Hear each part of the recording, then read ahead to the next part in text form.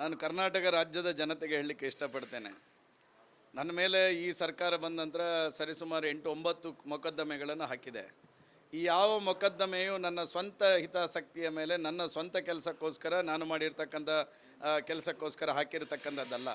ಹಿಂದೂ ಸಮಾಜದ ರಕ್ಷಣೆಯ ದೃಷ್ಟಿಯಿಂದ, ಹಿಂದೂ ಕಾರ್ಯಕರ್ತರ ರಕ್ಷಣೆಯ ದೃಷ್ಟಿಯಿಂದ ನಾನು ಏನು ಕೆಲಸವನ್ನು ಮಾಡಿದ್ದೇನೋ ಅದರ ವಿರುದ್ಧ ಸರ್ಕಾರ ಇವತ್ತು ನನ್ನ ಮೇಲೆ ಮೊಕದ್ದಮೆಯನ್ನು ಹಾಕಿರ್ತಕ್ಕಂಥ ನಾನು ಈ ಸಂದರ್ಭದಲ್ಲಿ ಘಂಟಾಘೋಷವಾಗಿ ಹೇಳ್ತೇನೆ, ಇನ್ನು ಮುಂದಿನ ದಿನದಲ್ಲೂ ಹಿಂದೂ ಸಮಾಜಕ್ಕೋಸ್ಕರ, ಹಿಂದೂ ಕಾರ್ಯಕರ್ತರಿಗೋಸ್ಕರ ಇನ್ನು 100 ಕೇಸ್ ಹಾಕ್ಕೊಳ್ಳಿಕ್ಕೂ ನಾನು ರೆಡಿ ಇದೆ. ಮುಸಲ್ಮಾನರು ಯಾರು ಹಾಕಿದ್ದಾರೆ, ಕಳೆದ 9 ದಿವಸ ಬ್ರಹ್ಮಕಲಶದಲ್ಲಿ ಒಂದು 35-40 ಟ್ಯೂಬ್ಲೈಟ್ಸ್, ಯಾಕಂದ್ರೆ ದಕ್ಷಿಣ ಕನ್ನಡ ಜಿಲ್ಲೆಯಲ್ಲಿ ನೀವು ನೋಡಿದ್ದೀರಿ, ಯಾವುದೋ ಒಂದು ಬ್ರಹ್ಮಕಲಶ ಆಗಬೇಕಾದ್ರೆ ರಸ್ತೆ ಬದಿಯಲ್ಲಿ ಟ್ಯೂಬ್ಲೈಟ್ಸ್ ಹಾಕುವಂಥ ಪರಿಪಾಠ ಇರ್ತಕ್ಕಂಥ 35-40 ಟ್ಯೂಬ್ಲೈಟ್ ಹೊಡೆದಿದ್ದಾರೆ. 2ನೇ ದಿನವೇ ಹೋಗಿ ಪೊಲೀಸ್ ಸ್ಟೇಷನಲ್ಲಿ ಕಂಪ್ಲೇಂಟ್ ಮಾಡಿದ್ದಾರೆ. ಆ ಕಂಪ್ಲೇಂಟನ್ನು NC ಮಾಡಿದ್ದಾರೆ. ದಿನೇಶ್ ಗುಂಡೂರವರಿಗೆ ಕೇಳ್ತೇನೆ, ಅಂತಹ ಕೋಮು ಪ್ರಚೋದನೆಗೆ ಒಳಗಾಗಬೇಕು, ಇಲ್ಲಿ ಈ ರೀತಿಯ ವ್ಯವಸ್ಥೆಗಳು ನಿರ್ಮಾಣ ಆಗಬೇಕೆನ್ನುವ ಕಾರಣಕ್ಕೋಸ್ಕರ ಮುಸಲ್ಮಾನರು ಮಾಡಿರ್ತಕ್ಕಂಥ ಆ ಕಾರ್ಯಕ್ಕೆ ಯಾಕೆ ಮೊಕದ್ದಮೆಯನ್ನು ನೀವು ಹಾಕಲಿಲ್ಲ? ಯಾಕೆ ಅವರನ್ನು ಅರೆಸ್ಟ್ ಮಾಡಲಿಲ್ಲ? ಕೇವಲ ಫ್ಲೆಕ್ಸ್ ಹಾಕ್ಕೊಂಡು ಯಾರಿಗೂ ಏನು ಮಂಗ ಮಾಡ್ತಕ್ಕಂಥ ಕೆಲಸವನ್ನು ಮಾಡಿದರೆ ಯಾರು ಇದನ್ನು ಒಪ್ಕೊಳ್ಳಿಕ್ಕೆ ರೆಡಿ ಇಲ್ಲ. ಆಂತರ್ಯದಲ್ಲಿ ನೀವು ಹಿಂದೂ ಸಮಾಜ ಮತ್ತು ಸೌಹಾರ್ದತೆಗೋಸ್ಕರ ಏನಾದರೂ ಫ್ಲೆಕ್ಸ್ ಹಾಕಿದರೆ ಆ ಕಾರ್ಯ ಏನಿದೆ, ಅವರದೇ ಹುಡುಗರು ಮಾಡಿರ್ತಕ್ಕಂಥ ಕಾರ್ಯವನ್ನು ಅಲ್ಲಿ ಫ್ಲೆಕ್ಸ್ ಹಾಕಿರ್ತಕ್ಕಂಥದ್ದು, ಅಲ್ಲಿ ಇರ್ತಕ್ಕಂಥದ್ದು ಯಾರು ಅವರ ಪ್ರಮುಖರಿದ್ದಾರೆ ಅವ್ರು ಕರೆದು ತಿಳಿ ಹೇಳಬೇಕಿತ್ತಲ್ಲ.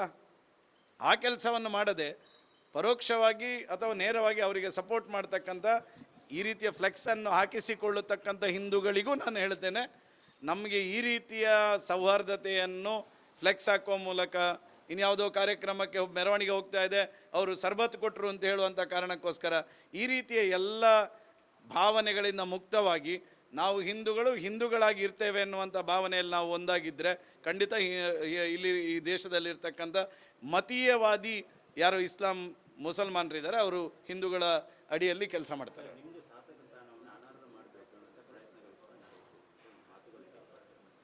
ನೋಡ್ರಿ, ನಾನು ಬೆಳ್ತಂಗಡಿ ಕ್ಷೇತ್ರದ ಜನತೆಯ ಆಶೀರ್ವಾದದಲ್ಲಿ ಗೆದ್ದವನು. ನಾನು ಜನರಿಗೋಸ್ಕರ ಕೆಲಸ ಮಾಡೋನು, ಅದರಲ್ಲೂ ವಿಶೇಷವಾಗಿ ಹಿಂದೂಗಳಿಗೋಸ್ಕರ ಕೆಲಸ ಮಾಡೋನು. ಹಿಂದೂ ಸಮಾಜದ ಕೆಲಸ ಮಾಡಬೇಕಾದಂಥ ಸಂದರ್ಭದಲ್ಲಿ ನನ್ನ ಶಾಸಕತ್ವ ಹೋದರೂ ನಾನು ಹಿಂದೂ ಸಮಾಜಕ್ಕೋಸ್ಕರ ಕೆಲಸ ಮಾಡ್ತೇನೆ. ದಿನೇಶ್ ಗುಂಡೂರಾವ್ ಏನು ಹೇಳಿದ್ದಾರೆ, ಸೀರಿಯಲ್ ಅಫೆಂಡರ್ ಅಂತ ಏನೋ ಮಾತನ್ನು ಹೇಳಿದ್ದಾರೆ. ಅವ್ರು ಯಾಕೆ ಹೇಳಿದ್ದಾರೆ ಅಂತ ಹೇಳಿದರೆ, ಅವ್ರು ಬುರ್ಕಾ ಹಾಕಿಕೊಂಡಿರ್ತಕ್ಕಂಥ ಒಬ್ಬ ಲವ್ ಜಿಹಾದಿಗೆ ಒಳಪಟ್ಟಿರ್ತಕ್ಕಂಥ ವ್ಯಕ್ತಿಯವರು. ಅವರಿಗೆ ಹಿಂದೂಗಳಿಗಿಂತ ಮುಸಲ್ಮಾನರ ಪ್ರೀತಿ ಮೇಲೆ, ಅವ್ರ ಮೇಲೆ ಪ್ರೀತಿ ಜಾಸ್ತಿ. ಯಾಕೆಂತ ಹೇಳಿದ್ರೆ ನಾನು ಹೇಳಿದರೆ ಅರ್ಥ ಆಯ್ತಲ್ಲ ನಿಮಗೆ. ಆ ಕಾರಣಕ್ಕೋಸ್ಕರ ಅವರು ಪದೇ ಪದೇ ಈ ರೀತಿಯ ಹಿಂದೂಗಳ ಯಾರು ಹತ್ಯೆ ಆದರೆ, ಹಿಂದೂಗಳ ಹತ್ಯೆ ಆದರೆ ಎಲ್ಲಿಯೂ ದೊಡ್ಡ ಸುದ್ದಿ ಆಗ್ತದೆ, ಮುಸಲ್ಮಾನರ ಹತ್ಯೆ ಆದರೆ ಸುದ್ದಿ ಆಗೋದಿಲ್ಲ. ಸ್ವಲ್ಪ ದಕ್ಷಿಣ ಕನ್ನಡ ಜಿಲ್ಲೆಯ ಇತಿಹಾಸವನ್ನು ಸ್ವಲ್ಪ ಅವರು ತಿಳ್ಕೊಂಡು ಮಾತಾಡಬೇಕು. ಅವ್ರಿಗೆ ತಿಳ್ಕೊಳ್ಳಿಕ್ಕೆ ಇಂಟ್ರೆಸ್ಟ್ ಇಲ್ಲ. ಯಾಕೆ ಅಂತ ಹೇಳಿದರೆ, ಅವರು ರಿವರ್ಸ್ ಲವ್ ಜಿಹಾದ ಆಗಿರ್ತಕ್ಕಂಥ ಒಬ್ಬ ಸಚಿವರು ಈ ರಾಜ್ಯದಲ್ಲಿ ಇರ್ತಕ್ಕಂಥ, ಅದು ನಮ್ಮ ದುರ್ದೈವ, ಈ ಜಿಲ್ಲೆಯ ಉಸ್ತುವಾರಿ ಸಚಿವರಾಗಿರ್ತಕ್ಕಂಥ, ಅದರಿಂದಾಗಿ ಅವರಿಗೆ ಹಿಂದೂಗಳ ಭಾವನೆ ಅರ್ಥ ಆಗೋದಿಲ್ಲ.